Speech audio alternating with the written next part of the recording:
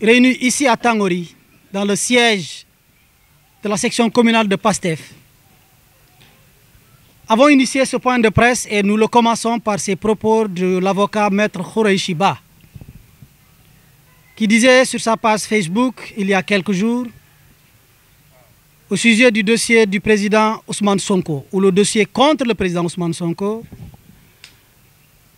que le renvoi en chambre criminelle d'une affaire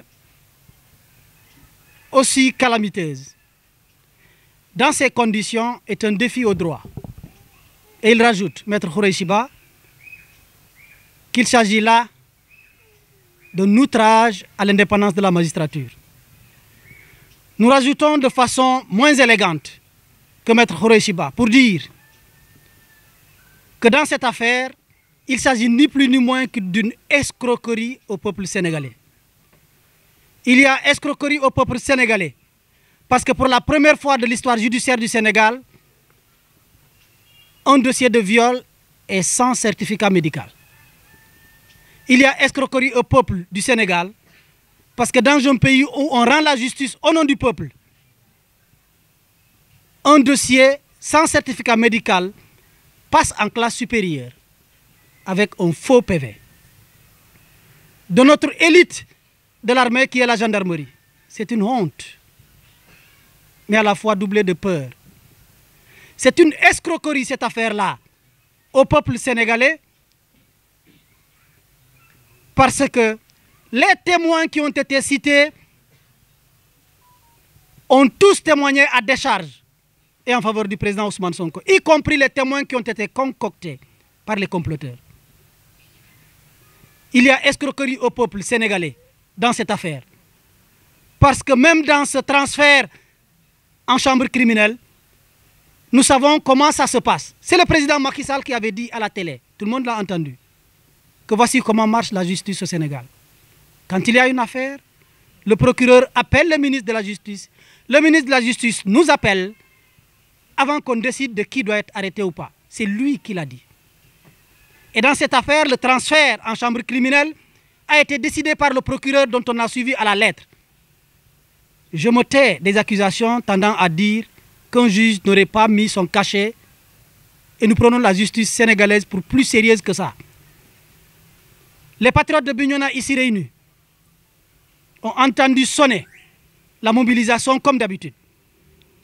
Nous avons promis et juré que nous sommes un parti qui fonctionne et qui est debout malgré les attaques. La preuve, nous sommes ici pour faire un renouvellement d'instance. C'est inédit. Aucun parti au Sénégal n'ose renouveler à la veille des échéances comme celle-là. Tangori a aujourd'hui renouvelé avec un consensus fort. Nous avons entendu marcher. PASTEF est debout et marchera. Parce que nous venons de Némékoutour. Nous avons bien compris que le chiffre mythique de 333 millions, réalisé donc 15 millions uniquement par Bignona, fait peur. Il fait peur parce que c'est beaucoup d'argent qui permettra à Ousmane Sonko de faire le tour. Mais il fait peur parce qu'il semblerait que ces chiffres 333 seraient éminemment maçonniques aux yeux de ceux qui y croient. C'est la raison pour laquelle, rappelez-vous, Khalifa Sall a été en prison au mois de mars 2015. Troisième mois. Karim Wade a été en prison au mois de mars 2018. Troisième mois. Troisième mois. Eh bien, le procès de Ousmane Sonko n'est pas donné. Pourquoi, selon vous, tous les patriotes disent que ce sera en mars? Nous connaissons l'homme que nous avons en face. Mais nous avons, nous, nos croyances. 333 millions, président Ousmane Sonko fera le tour du Sénégal.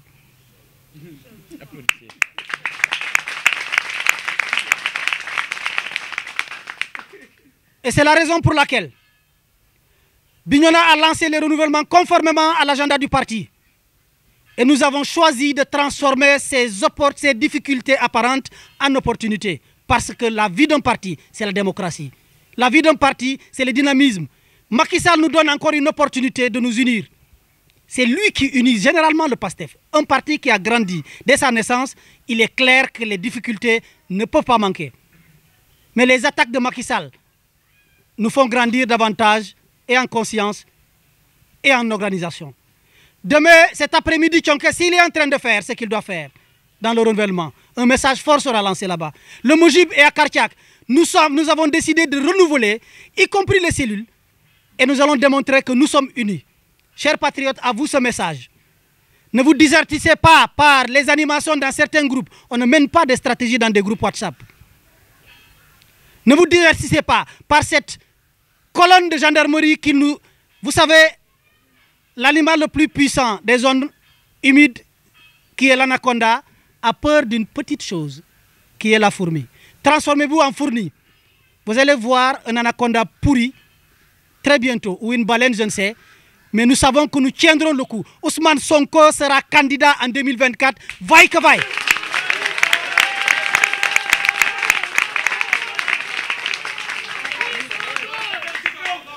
Je répète, Ousmane Sonko sera candidat en 2024, nous y donnons nos vies.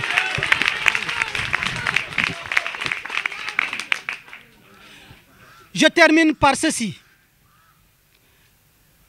On le dit en Wolof. su dee jotee képp ku dund doo gor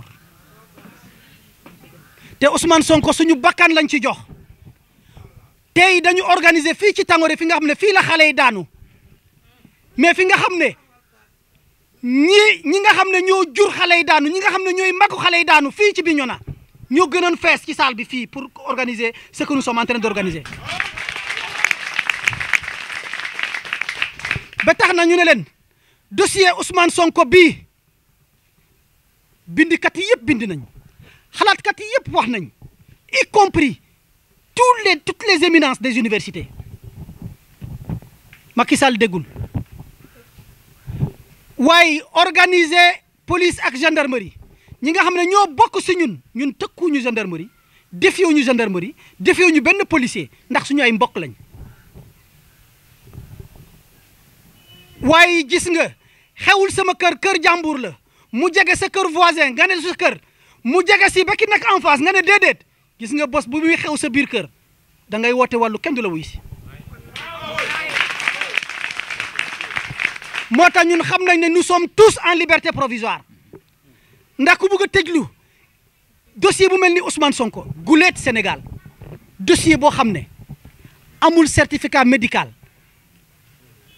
mu jéggi gendarmerie ba dem ba instruction waxuñu la lool dëkk boo xam ne dossier bu amul certificat médical day jàll en instruction avec un faux PV de la gendarmerie dëkk boobu ngeen bëgg xale yi jàng di jàll en classe supérieure avec des choses correctes moo tax lu bi gën a bëri fii ci Sénégal lu inacceptable ab dossier boo xam ne ñëpp ñu ñu cité comme témoin ñoom ñëpp y compris ñi nga xam ne ñoom ñoo leen yebal tey un médecin 2 agents assermentés un médecin un gradé de la gendarmerie ñoom ñëpp témoigné ñi nga xam ne ñoo yoroon dossier bi warul yegg sa instruction ñu dem ba jox ko instruction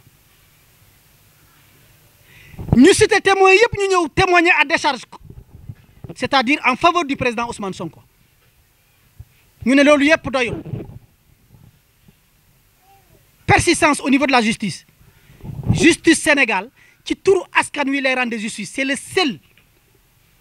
seul document au Sénégal où on écrit au nom du peuple même le président Macky Sall quand il signe il n'écrit pas au nom du peuple c'est seule la justice mooy jël dogal day wax au nom du peuple c'est pas au nom de Macky Sall kon ñun peuple bi ñoo taxaw tey pour wax ak ñoom waaye lakkatu ci ginnaaw man magistrat la lakkatu ci ginnaaw respect des institutions bu respect des institutions amoon Mandela du mus a génne apartheid Afrique du Sud parce que apartheid ci loi lañ ko def bu respect des institutions amoon déglu leen ma wax leen bu baax colonisation du fi mus a jógee parce que colonisation colon bu mu ñëwee daka bind légaliser ko mu ne topp leen ma jaay seen i baay jaay seen i doom jaay ñu gën a am kattan si yéen ma yóbbu jaay dañ ko xeex dindi ko fii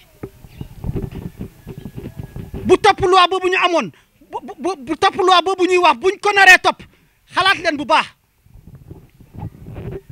dañuy lakkatu ci ginnaaw loi du fi amee ñun waa Bignona ñoo taxaw tey ñu ñëw symboliquement fii Tangori fii nga xam ne bu ñuy boom fii la gën a bëri ci ñi dee ci biir Tangori bii ñu ñëw ñoom it ñu yaatu ñi ñu gën a rey si seen mbokk ñoo génn si tey pour jàkkaarloo ak askan wi wax leen ne na jeex benn yoon ginnaaw ku dund bu dee jotee ku dund doo gor ñun yëpp ay gor lañu waa Tàngori ay gor lañu fii lañ koy déclaré. ñu tëjee ko ne dañoo jóg ci ndigalu Ousmane Sonko def lu benn parti musta def nga yëngu ñu yëngal la nga bëgg a wane ne lu yëngu lu ne lu ko yëngaloo ëpp doole sauf Macky Sall mi ñu bëgg a yëngal danañ ko wane ñoo ko ëpp doole. ba tax na dañoo décider ne fii Bignona tàmbale nañu renouvellement yi waxtu bi ñu toll ñu bëri ñu ngi ñuy wax bu kenn renouveler da leen di néewal dañoo xamul Pastef rek parti boo xam ne balaa ngay def dara dañ lay njëkk a laaj li ngay joxe parti boo xam ne président buy doxantu ñun ñooy cotiser jox ko amul xaalis bu ñuy pàccoo ñëpp xam ne sacerdoce la moo tax ñun duñu am problème on renouvellera en paix dans tout le département ku ñu falaat ñu nangu ne yow la moo am Tàngori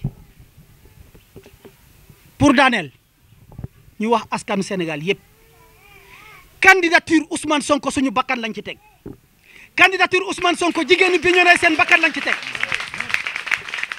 candidature Ousmane Sonko jigéenu Bignona nee na seen bakkan lañ ci teg candidature Ousmane Sonko les sages qui se réuniront demain à Bessir on ne va pas en cachette on n'est pas encagoulé nee nañ seen bakkan lañ ci teg candidature Bignona la JPS la jeunesse patriotique et la jeunesse de Bignona nee nañ seen bakkan lañ ci teg may wax ne bu ma toppee kaddu maître Khoureychi Ba di avocat bu éminent taxaw wax ne yóbbu adversaire politique ci anam yu ne mel ci dossier bile en chambre criminelle loolu da di jaaxal juriste yi yëpp mu yokk ci ne yóbbu ab adversaire politique ci waxtu wii ak fànn wii ci dossier bile dafa di loo xam ne weddi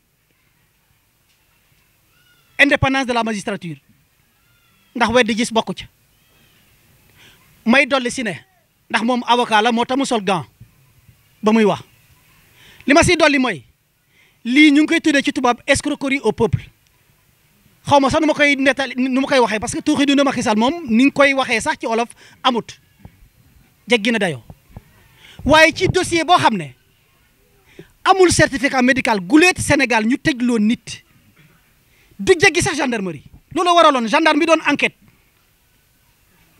mu wax ne il faut mu réquisitionner benn ab médecin bu war a mën a def certificat ba médecin bu ñu yebal ñoom mu jóg ci ngëm-ngëmam dem pour seeti soxna soosu la mu xool càmbar génne ab certificat médical bi wane ne kii joteewul neen ak benn góor ci àddina ci ñetti fan yu weesu dossier boobu mu jéggi gendarmerie yemuñu ca ñu discréditer l'institution la plus forte est-ce que xam ngeen ne Sénégal fa mu ne nii même pour dem aux Nations Unies la gendarmerie a perdu sa cote de popularité parce qu'on a bafoué la gendarmerie ci naka ab colonel boo xam ne ab enquêteur bu xarañ taxaw def enquête am joxe jébbal dossier bu normal ab procureur taxaw fële comploté ko changer PV d'enquête de gendarmerie yàlla dogal PV boobu dal suñu loxo mu dal ci loxo président Ousmane Sonko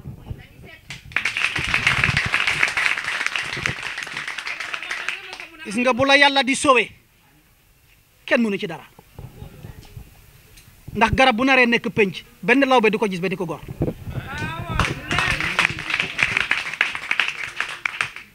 moo tax ñu tëjee ko fa ñu ko tëjee woon rek merci déet ñun ñoo ko war a tontu waaye yàlla dafa ñu dimbale ci livre boobu nga wax mu am ab journaliste bu ko génnee damay tàmbale ci phrase bu président Ousmane Sonko wax mu waxee ko ci français lorsqu'on commet des mensonges sur ma personne avant que je ne lève la voix le lendemain ils sont tous contredits président Sonko waxagul waaye ñëpp a ko weddi bi xam ngeen fu mu jógee bu ci njëkk dem leen ci internet ngeen gis le président Moussa Dadis Camara moom la Yérim Seck njëkkoon dem pour escroquer. Ce sont des mercenaires de la plume. Mercenaires de la plume yemu ca boo demee ci Côte d'Ivoire la presse ivoirienne génnewaat beneen bataaxal, je veux dire un extrait de vidéo bi wane ni tuxidu na bu Yérim Seck defoon ba mu nekkoon Jeune Afrique. Mais yemuñu ci loolu ñun lu ñu xam ci Yérim Seck bu ñu ko bëggoon a wax président Sonko dina na ko doon wax fàttaliku leen question bu ko njëkk a posé sur la première sortie de Ousmane Sonko quand il sortait son livre. Ousmane Sonko bu fekkonte ne kuy fayantu bu dee bu fekkonte ne kuy wax waasoon na carrément Yérim Seck ndax nu mu juddoo fa mu juddoo na famille am bindoo ak nu ñu nekk ñun ñëpp xam nañ ko waaye nekkuñu fi pour loola. bi ñu gën a jaaxal ci lu mu génnee ñu mun koo tuddee loolu mu génnee du livre c'est des anecdotes.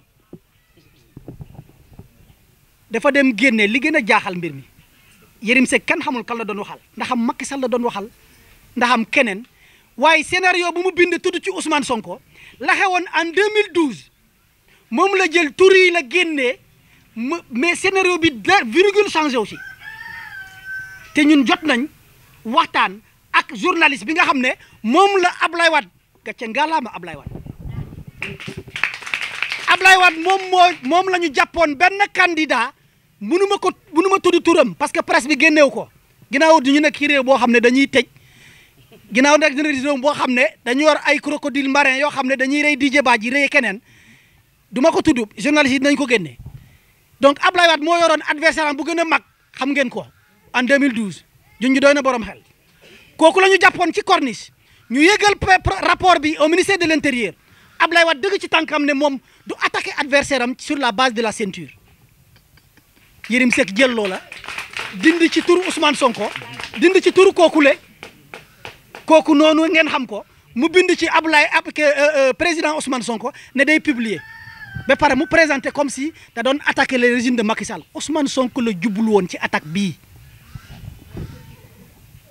jigu ko ndax lu mu ci jot déjà doy na waaye ñun kooku du suñu adversaire c'est une diversion damaa xam ne métti na patriotes yi moo tax ñu bëggoon ma àddu ci les patriotes xam naa ne métti na déglu naa leen ci panel yi lu ne la ñuy wax ñun ñii sax patriotes yi seen bëgg-bëgg ci Ousmane Sonko moo tuuru ba bu ñu ko laal Ousmane Sonko ñun leader yi la ñuy taxaw di saaga jóg leen yéen yaafus ngeen mais man dama ko dugal ci dañoo bëgg Ousmane Sonko ba mu jéggi dayo mais kenn bañul kenn jàppante leen yéen patriotes yi xam leen ne fii xeex bi jot na ñun ñëpp ñoo war a booloo wasalaam kumpa mbeti siñayom burom kati biñona uli kunyela ku kamana kati Ousmane Sonko ondi kasancendi muyo wula wala li tunu fumene man ando sana manj andi kasancen wana jebe rek nu rego mati kapaja kulimo kabu jolam tata nyelaw shekuli kula lolañ imité ba mi genti kapaja ku cila kabujum Abdallah Jata koko lan kubuj Famara Gujabi koko ne kubujum Bunama Sanya kapaja ku cila koko ngaralam Idrissa Gujabi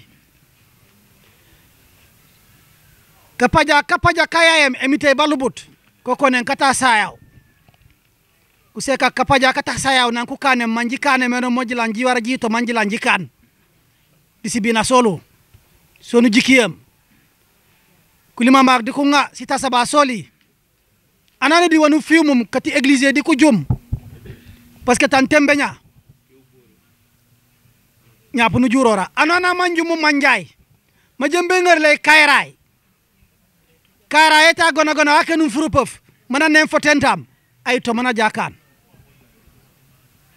ku jolone ndi kasancenu njom de sal kuni fana kati Casamance burum rawatena kuni fana kati biñona magi Pastef kajom kayo for ku leto re ngani jembe kane baba Besir uli kokuro panu jow mat buroka bolu nu janjambo nu regu mati uli kabengun dere jaat kakami ku ñila candidature ti Ousmane Sonko dere Sénégal 2024 si ñun de soleli nu neneto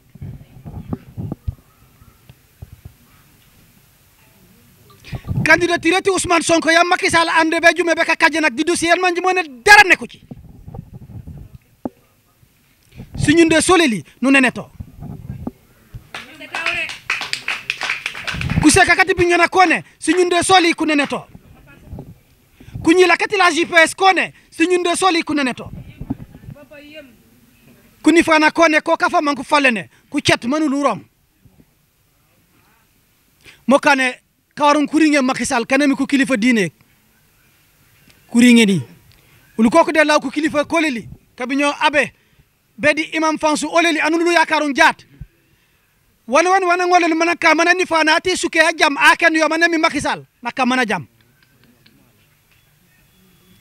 ko di kumore kam dere tout ujutut hanan di ko Chérif ak burum ujutut hanan bar nu regenu mati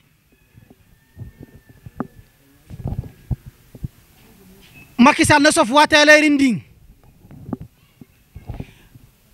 wajaxal yom nambukana ko jon kuleb pour président Ousmane Sonko un leader antipolitique anu manjone ba cara bande suke isuke mene teñim corona ni pour du ko ngasi gore sanu tegantu ko ngakuri tu wala ko di ba carab président Sonko na won ko manade jijo manu kana ba tegab ba njommi jak mi joyebu si gori samo kene muy solo sa setas ceme kabanan munu leba nu baja 333 millions 6 millions soni si ceme si foji di 6 millions kabanan du ñan di 6 millions si foji yori si jakali Macky Sall man la nya tebu ba kota be kanane na kolela pana puto racila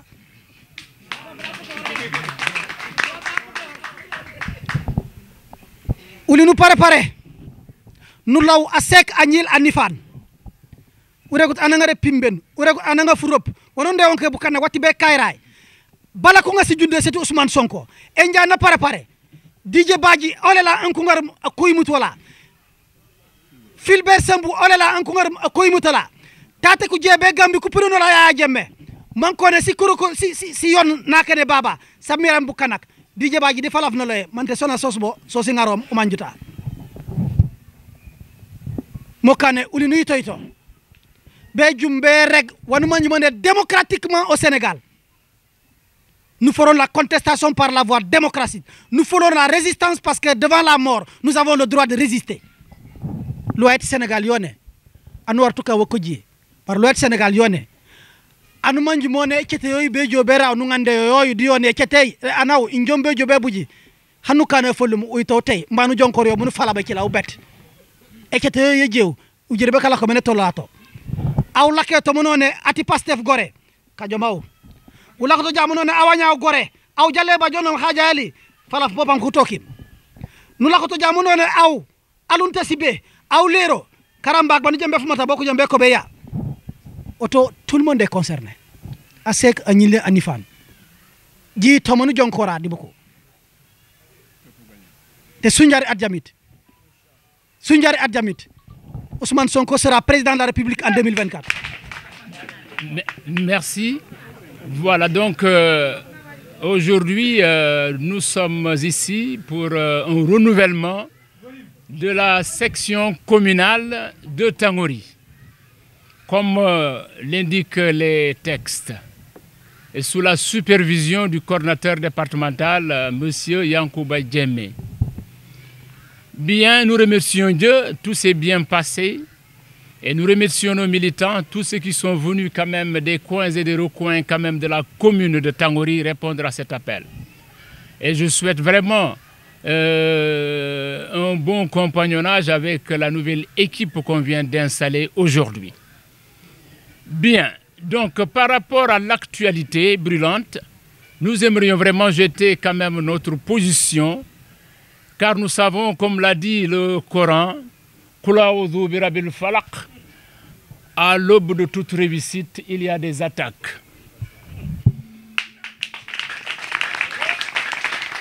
Aujourd'hui, nous savons pertinemment qu'Ousmane Sonko, en tant que pieux, ces événements, nous les minimisons. La menace de l'État, nous la minimisons à la plus simple expression. nous sommes soudés, nous demeurons indéboulonnables et nous ancrons complètement notre engagement derrière le président Ousmane Sonko pour ébruiter, lancer, consolider le message de notre leader à travers tous les horizons. Pastef n'est pas meurtri. Le Nemmekou Tour qu'il a voulu engager, l'État a voulu dresser sur son parcours des obstacles, c'est peine perdue. Il ne faisait que relancer. Il ne faisait que booster le président Ousmane Sonko. Certains ont tantôt dit, est-ce que ce n'est pas le parti au pouvoir qui demeure notre directeur de campagne? Et cela s'avère partout. Aujourd'hui, les dérives de la justice, je répète bien les dérives de la justice, car c'est un scandale. Les professeurs, les éminents professeurs qui ont enseigné des promotions, ils ont formé des promotions. On a l'impression que vraiment que le département de droit de nos universités n'a plus sa raison d'être. À quoi sert un département de droit si ceux qui sont censés l'enseigner, le véhiculer, le respecter, le bafouent de façon solennelle au profit de je ne sais quoi? C'est regrettable. Les étudiants sont déshonorés à travers certaines sorties de leurs professeurs. Les pratiquants du droit sont complètement ahuris. Bref, tous les ingrédients sont réunis. Tous les ingrédients, je répète, sont réunis pour que le Sénégal aille sur la bonne direction. Car nous savons tous que c'est une cabale, que ceci, le plus petit Sénégalais, aujourd'hui est averti. Et il demeure aguerri. Et il se range devant le parti du peuple. Il se range devant le parti du peuple. Il se range devant le leader qui incarne la plus grande audience dans ce Sénégal. Nous savons nettement, on n'a même pas besoin aujourd'hui d'échantillons ou bien de tests pour prouver la solennité, la grandeur et le rayonnement du PASTEF. Le PASTEF poursuivra son petit bonhomme de chemin. La commune dont j'ai l'honneur de diriger déclare ouvertement et de façon solennelle, toutes les couches, je dis bien, s'engagent pleinement pour endiguer cette cabale.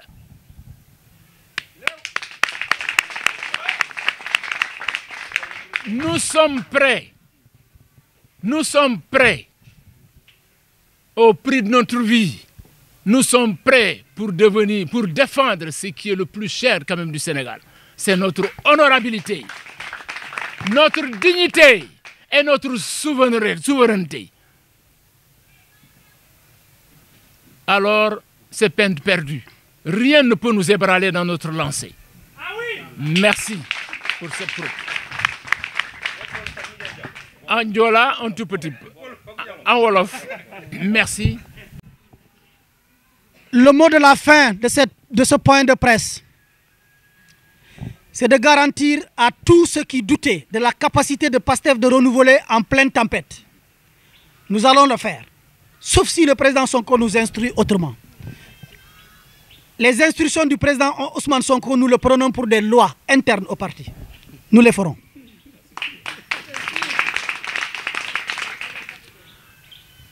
Deuxièmement, ce n'est pas un appel à l'insurrection, leur jargon qu'ils fabriquent de tous bords. Mais nous avons le droit d'appeler à la résistance. Parce que c'est un droit constitutionnel. Oui, j'en appelle à la résistance tant que nous serons agressés et tant que Macky Sall continue à nous agresser et tant qu'il continue à cibler Ousmane Sonko. Et la seule cause ou le seul risque de trouble à l'ordre public, c'est la candidature de Macky Sall. Nous répétons, comme le disait le professeur Sékou Diatta, la candidature de Macky Sall est un risque de trouble à l'ordre public au Sénégal.